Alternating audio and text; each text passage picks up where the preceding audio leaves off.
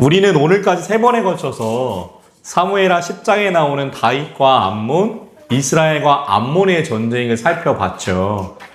이 전쟁이 어떻게 시작되었는지 기억나시나요? 그 시작은 암몬 왕 나하스의 죽음으로부터 시작됐습니다. 자신과 친분이 있었던 나하스의 죽음을 다윗이 애도하기 위해서 암몬으로 조문단을 보냅니다. 그런데 죽은 아버지 나하스의 대를 이어 암몬의 왕이 된 나하스의 아들 한운은요, 이런 조문을 보낸 다윗의 진심을 의심한 거예요. 그래서 그 한운이 생각하기에 다윗이 조문단을 보낸 진짜 이유는 무엇이에요? 자신의 아버지의 죽음을 애도하기 위한 것이 아니라 이 틈을 이용해 우리나라를 염탐하기 위함이다. 한운은 그렇게 생각을 합니다. 그래서 이 새롭게 암몬의 왕이 된 한운은요, 다윗의 조문을 진심으로 받아들이는 게 아니라 다윗의 사신들 조문단을 욕보이고 그들을 돌려보내게 되죠. 우리 사무엘하 10장 4절 말씀인데요. 한번 볼까요? 바로 옆에 있죠. 사무엘하 10장 4절. 예. 4절 말씀 한번 있습니다. 이에 한운이 다윗의 신하들을 잡아 그들의 수염 절반을 깎고 그들의 의복을 중동 볼기까지 자르고 돌려보내매. 아멘. 옛날에 우리나라도 그랬잖아요. 수염이 그 사람의 자존심입니다. 근데 그 수염의 절반을 깎았다라는 건 이 조문단을 욕보인 거예요. 그리고 한 나라의 사실을 욕보인다는 건 그 나라와 그 나라의 왕을 무시한 처사였죠. 그래서 다윗과 한운과 다윗 사이, 그리고 이스라엘과 암몬 사이에 이제 전쟁이 시작이 됩니다. 근데 암몬 사람들은 지난주에 우리 살펴본 말씀이죠. 이스라엘과 싸우기 위해서는 본인들의 힘이 부족하다고 느껴서 누구의 도움을 청해요? 옆 나라인 아람 사람들의 도움을 청하죠. 그래서 이들은 연합군을 구성하는 겁니다. 이스라엘 대 암몬과 아람의 연합군이 전쟁을 벌이게 되는 겁니다. 그런데 이 연합군들은요, 자신들의 많은 군사의 수를 의지해가지고요, 방어하기 쉬운 성이 아니라 성 밖에서 자신감 있게 이스라엘 군인들을 맞이합니다. 이 정도 군사라면 굳이 성 안에 들어가지 않아도 이스라엘을 이길 것이라고 생각했던 겁니다. 그런데 그 결과는 어떠했죠? 사람들의 수를 의지하고 자신감 넘쳤던 암몬과 아람 연합군의 승리였을까요? 아니면 군사가 수적으로 불리할지라도 하나님이 함께 싸워주시는 이스라엘의 승리였을까요? 예, 우리 지난주에 다 살펴봤죠. 사람의 수, 군사의 수를 의지하고 자랑한 암몬과 아람의 연합군이 아니라 하나님이 함께 하시고 하나님을 의지한 이스라엘에게 승리가 돌아갑니다. 그러므로 우리는 기억해야 돼요. 예, 무엇을 기억해야 하는가? 숫자도 중요하지만요, 그리스도인에게 정말 중요한 것은 무엇이냐? 하나님이 함께 하시는가? 함께 하시지 않는가? 예, 그것이 정말 중요함을 지난주 말씀이 우리에게 이야기하는 겁니다. 소망하기는 우리의 삶도 이와 같기를 소망합니다. 눈에 보이는 손에 움켜쥐는 것이 적을지라도요, 다른 사람들과 비교해서 별로 없을지라도요, 하나님과 함께 하시면 그 삶은 승리하는 신앙이 될 줄 믿습니다. 그렇게 승리하는 신앙으로 살아갈 수 있는 여기까지 귀한 성도님들과 우리 모짜리 교회 되기를 간절히 소망합니다. 예, 오늘 말씀은 이제 그 말씀과 이어지는 말씀이지요. 어떤 말씀이냐? 이제 암몬을 도와서 전쟁의 연합군으로 참전했던 아람인들이 이번에 이스라엘과 전쟁을 벌이는 말씀이 오늘 본문의 말씀입니다. 그 내용을 이제 본문을 통해서 확인해 보도록 하겠는데요. 우리 읽었지만 본문 15절 말씀이죠. 15절 우리 한 목소리로 읽도록 하겠습니다. 아람 사람이 자기가 이스라엘 앞에서 패배하였음을 보고 다 모이매. 아멘. 우리는 본문 4절의 말씀을 통해서 이 사실을 알 수 있습니다. 그것은 그 당시 아람이라는 나라가 강력한 중앙집권적 국가가 아니라, 그러니까 한 명의 강력한 왕이 전 나라의 국토를 다스린 것이 아니라 각 나라 지방의 행정 통치자들을 중앙정부에서 보내는 그런 중앙집권적 국가가 아니라 우리 중세시대 있잖아요. 중세시대처럼 동네마다 지역마다 각각의 왕들이 따로 있었다라는 거예요.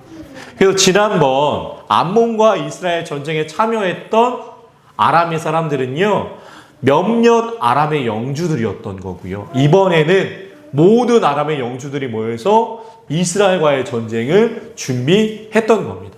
그러니까 지난번엔 소수의 아람의 영주들이었다면 이번에는 모든 아람의 영주들이 힘을 합쳤던 겁니다. 그들은 아마도 이번 기회에 이스라엘에 진짜 우리 민족의 힘을 보여주자 그러한 마음을 가졌던 것 같아요. 그래서 다음과 같이 행동하죠. 본문 16절. 16절 있습니다. 하다이셀이 사람을 보내 강 건너쪽에 있는 아른 사람을 불러내매 그들의 헬람에 이르니 하다이셀의 군사령관 소박이 그들을 거느린지라. 아멘. 아람 사람들은요, 이번에 진짜 단단히 마음먹고 전쟁을 준비합니다. 지난번 아람 소속의 몇 명의 영주들이 진 것을 이번에는 대갚아 주려고 한 거예요. 그래서 그 모든 아람의 영주들을 다스렸던 왕 하다에셀이 강 이쪽 저쪽에 있던 모든 사람들을 불러 모읍니다.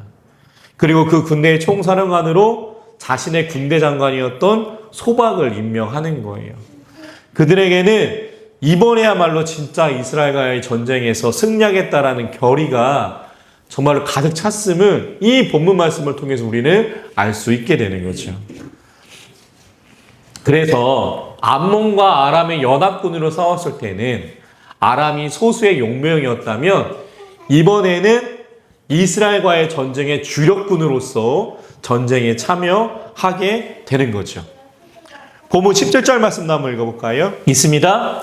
어떤 사람이 다윗에게 알림에 그가 온 이스라엘을 모으고 요단을 건너 헬람에 이름에 아람 사람들이 다윗을 향하여 진을 치고 더불어 싸우더니. 아멘. 본문 17절에서 우리가 다윗이 광야에서 사울에게 쫓길 때 항상 등장했던 사람이 다시 한번 등장함을 알 수 있습니다. 누굴까요?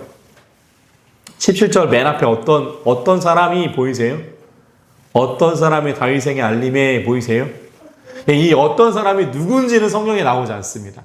그런데 다윗이 광야에 있을 때 어떤 일이 벌어지냐면요, 이 어떤 사람이 다윗에게 사울이 너를 쫓고 있다 알려주고요, 사울에게는 다윗이 어디 숨어 있다 알려주는 사람이 이 어떤 사람이에요.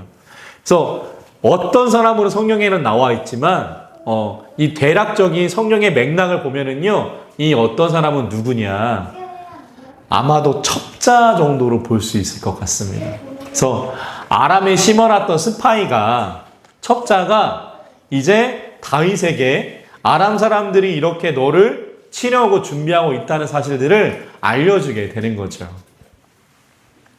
그래서 이들은 그렇게 모든 군대가 힘을 합쳐가지고 헬람에 집결합니다. 그리고 이 소식을 들은 다윗은 지체하지 않고요, 그들이 있는 헬람으로 먼저 쳐들어 갑니다. 로마 제국 아시나요? 예, 이탈리아에 로마가 있잖아요. 저희 딸들도 오늘 로마에 대해서 이야기를 하던데, 저는 역사를 좋아해가지고요, 로마라는 이름만 들어도 가슴이 뛰는 사람 중에 한 명입니다. 예수님 당시에 이스라엘을 다스리던 나라가 로마였잖아요. 그래서 로마는 성경 말씀과 뗄래야 뗄 수 없는 나라이기도 합니다. 로마는 서양 세계에서 이른바 제국을 건설한 첫 번째 나라라고 할 수 있는데요, 그들은 그 당시 그들이 알고 있는 거의 모든 땅을 정복합니다. 그런데 문제는 뭐냐, 많은 땅과 많은 민족을 정복했는데 이것을 다스리는 게 결코 쉬운 일이 아니었다라는 거예요. 왜냐하면 그 사람들 언제나 독립을 꿈꾸었기 때문입니다. 예수님 당시 예수님이 있었던 유대인들도 이스라엘은 로마의 지배를 받고 있었지만 이스라엘 사람들도 로마의 손에서 독립을 꿈꾸죠. 그래가지고 예수님이 승천하시고 나서 이스라엘 사람들의 독립을 진압하기 위해 파견된 로마 군인들에 의해서 성전이 모두 파괴됩니다. 그 영상으로 혹시 보신 적 있으세요? 통곡의 벽? 통곡의 벽. 그 유대인들이 이제 벽에 모여가지고 기도하잖아요. 벽 붙잡고. 그게 이스라엘이 로마의 침입에 의해서 모든 것들이 무너지고 그것만 남은 거예요. 그것만. 그 남은 것이 지금의 통곡의 벽이 된 거죠. 그런데 로마는 그 넓은 영토를 다양한 민족을 꽤 긴 시간 동안 안정적으로 통치합니다. 그러면 그들이 그렇게 할 수 있었던 이유는 무엇일까요? 그들이 그렇게 할 수 있었던 이유는 무엇이냐? 그 원동력은 무엇이냐? 많은 이유가 있지만 그 중에 한 가지는요. 로마에게 독립을 꿈꾸는 그 민족들에게 시간을 주지 않았다라는 겁니다. 이게 무슨 말이냐? 로마 정부는요. 혹시 자신들이 정복한 다른 나라에서 조금이라도 독립의 기미가 보인다면 먼저 쳐들어갔어요. 그들에게 군대를 가차없이 출동시켰습니다. 그러니까 다시 말해서 로마는 자신이 나서던 나라에서 독립이나 반역의 움직임이 보인다면 그 싹이 자라기 전에 싹부터 뿌리 뽑았던 거예요. 왜 그 어린 왕자 층에도 이런 대목이 나오죠. 어린 왕자의 일가가 바오밥 나무를 뽑는 것이라고 하니까 어떻게 그렇게 큰 바오밥 나무를 뽑는지 묻는 그 사람에게 어린 왕자가 이렇게 말하죠. 거대한 바오밥 나무도 처음에는 작은 싹으로 시작한다. 로마는 이렇게 독립의 작은 싹이 올라오려고 할 때마다 가차없이 출동해서 그 싹을 없애버렸던 겁니다. 물론 그 일이 매번 고되고 힘들었지만 결과론적으로 본다면요. 싹을 미리 잘라내는 게 나은 거예요. 그 싹이 자라서 커서 뽑기 어려워지기 전에 그 싹이었을 때 먼저 뿌리 뽑는 게 나중에 더 효과적이었음을 로마인들은 알았다라는 거죠. 그리고 그 모습을 오늘 본문에서 다윗도 보여주는 거예요. 다윗은 17절의 말씀을 보면은요, 아람의 군대를 기다리지 않고 헬람으로 진격합니다. 각강의 영주들의 힘을 합치고 의견을 나누고 종합해서 제대로 된 군대를 꾸리기 전에 그들을 먼저 급습한 거예요. 로마군처럼 그리고 어린 왕자처럼 그들의 잎사귀가 자라고 나무가 되어 기둥이 되기 전에 그들이 아직 작은 싹이었을 때 그들과 싸움으로 그들을 격파했던 거죠. 그리고 그 싸움의 결과는 다음과 같습니다. 우리 본문 18절 말씀 있습니다. 아람 사람이 이스라엘 앞에서 도망한지라 다윗이 아람 병거 700대와 마병 4만 명을 죽이고 또 그 군사령관 소박을 침해 거기서 죽으니라. 아멘. 이러한 다윗의 전략은요, 적중합니다. 만만의 준비를 했던 아람의 군대였지만은요, 이렇게 속전속결로 싹을 먼저 잘라버리기 위해 출전한 다윗에게 패배한 거예요. 병거 700대는 지금으로 생각하면은요, 탱크 700대라 생각하시면 되고요. 마병, 중요한 건 이제 마병 4만 명을 잃은 건데요.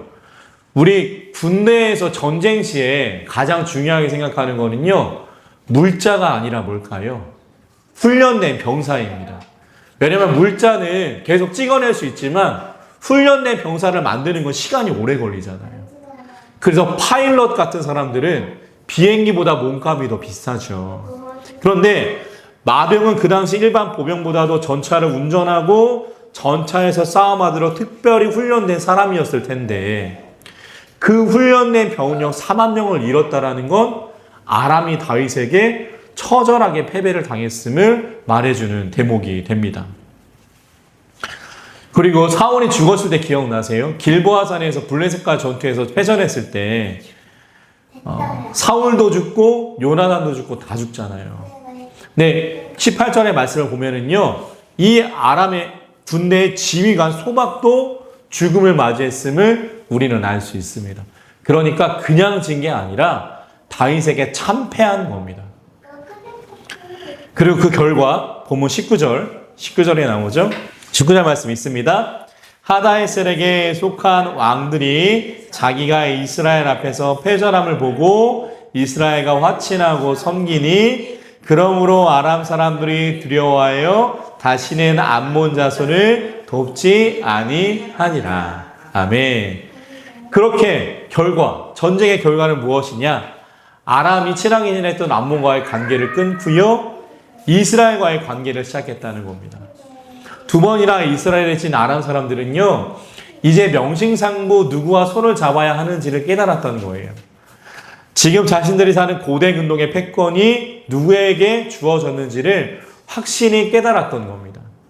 그래서 그들은 이스라엘과 화친을 맺었다고는 하지만 말 그대로 조공을 바치는 나라가 되고요, 이스라엘이 눈이 두려워 암몬과의 관계를 단절하기까지 합니다. 사랑하는 성도 여러분, 그렇다면 오늘 말씀을 통해서 우리는 어떠한 하나님의 음성을 들을 수 있을까요? 오늘 말씀을 통해서 우리는 어떠한 하나님의 음성을 들을 수 있는 것입니까? 오늘 말씀을 통해서 우리는 다음에 하나님의 음성을 들을 수 있습니다. 결정은 빠르면 빠를수록 좋다는 겁니다. 로마와 어린 왕자와 다윗의 모습처럼 말이죠. 물론 항상 빠른 결정이 좋은 결과만을 가지고 오지는 않습니다. 하지만 때로는 빠른 결정이 우리의 삶과 신앙의 길을 바꾸기도 하는 거예요. 그리고 빠른 결정은요, 우리가 우리의 죄된 모습들에 그 싹을 뿌리 뽑을 때 적용한다면 그 효과가 배가 되는 것을 우리는 경험합니다. 다시 말해, 우리의 몸과 마음에 있는 죄를 뿌리 뽑을 때는 그 죄가 다 자라고 나서가 아니라 그 죄가, 그 죄악된 마음이 다 자라서가 아니라 아직 싹이었을 때 뿌리 뽑아야 함을 오늘 말씀이 우리에게 이야기하는 거죠. 어린 왕자의 경우처럼 그 죄를 그냥 둔다면 그 죄는 거대한 바오밥 나무처럼 커져가지고요, 우리의 몸과 마음을 파괴할 수도 있기 때문입니다. 사랑하는 성도 여러분, 우리에게는 뿌리 뽑아야 하는 죄와 어둠의 싹은 없는가요?